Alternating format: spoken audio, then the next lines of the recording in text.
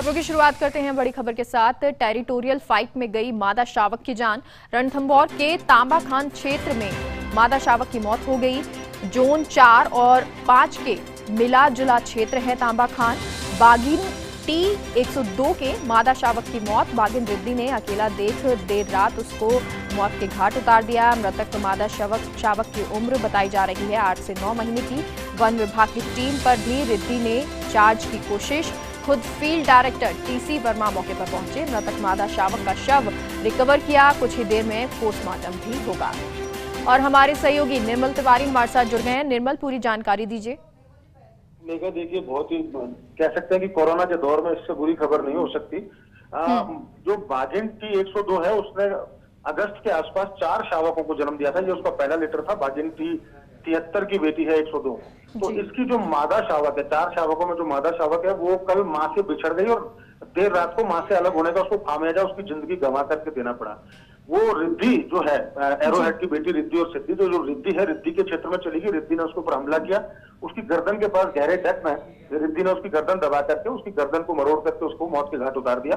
आज सुबह जब फील्ड डायरेक्टर TC वर्मा और DFO महेंद्र शर्मा और ACF जो है संजीव शर्मा वहां से निकल रहे थे तो उन्होंने देखा कि रिद्धि बड़े गुस्से में इधर उधर घूम रही थी। तो उन्होंने कुछ दूर पर जाकर देखा तो वहां पर एक शावक की लाश पड़ी हुई थी। रिद्धि ने उनके ऊपर भी चार्ज करने की कोशिश की, लेकिन उन्होंने उसको रिद्धि को वहां से खदेड़ दिया। और आरोपी का जो क्षेत्र है, जो खासकर तांबा खान का जो क्षेत्र है, जोन 4-5 के आसपास का, उस क्षेत्र से उसकी बॉडी को रिकवर करके फिलहाल वो पोस्टमार्टम के लिए ले आए।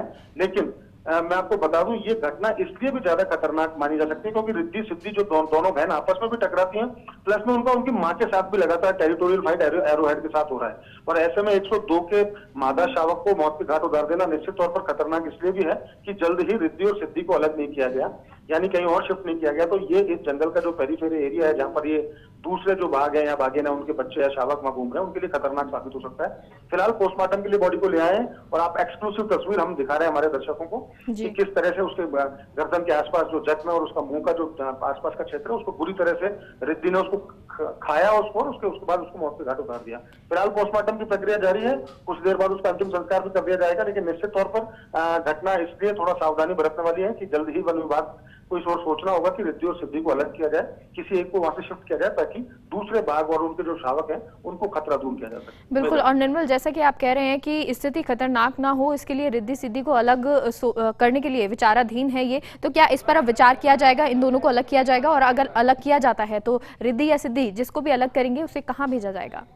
बिल्कुल, देखिए मेरा पिछले 8-10 महीने हो गए लगातार वो अपनी माँ के साथ भी फाइट कर रही है एरोहेड के साथ, और दोनों बहनें आपस में भी लगातार झगड़ा कर रही हैं, टेरिटोरियल फाइट हो रही है। पिछले दिनों आपको ध्यान हो तो हमने खबर भी चलाई थी, सिद्धि और रिद्धि की जो लड़ाई हुई थी, वो सिद्धि के जो जबान है वो पूरी तरह से कट गई थी, उसमें 8-10 टाँके लगाने पड़े थे। तो उसके बाद से ये विचार चल रहा था कि दोनों बहनों को अलग किया जाए, खासकर एक बहन को सरिश का शिफ्ट किया जाए, लेकिन कोई निर्णय नहीं हो पाया ठोस। और इस बीच में कोविड का दौर आ गया तो इस वजह से भी सारा इनकी जो शिफ्टिंग की चल गई। लेकिन अब चूंकि एक बड़ी घटना हो गई और दुर्दांत घटना हो गई है, 102 की 8-9 महीने की बताई जा रही है जो ये मादा शावक है जिसको मौत के घाट उतारा है, तो निश्चित तौर पर दोनों बहनों को अलग करना होगा, अन्यथा दूसरे भागों की भी जान को जो खतरा है वो बढ़ता चला जाएगा। और बेहतर तो ये होगा कि नया टाइगर रिजर्व जल्दी से घोषित किया जाए ताकि जो एग्जॉस्ट पोजीशन है रणथंभौर की, यहाँ से भागों को शिफ्ट किया जाए ताकि उनमें जो आपस में टेरिटोरियल फाइट है उसको रोका जा सके और कम से कम इस तरह की जो घटना है उनकी पुनरावृत्ति ना हो।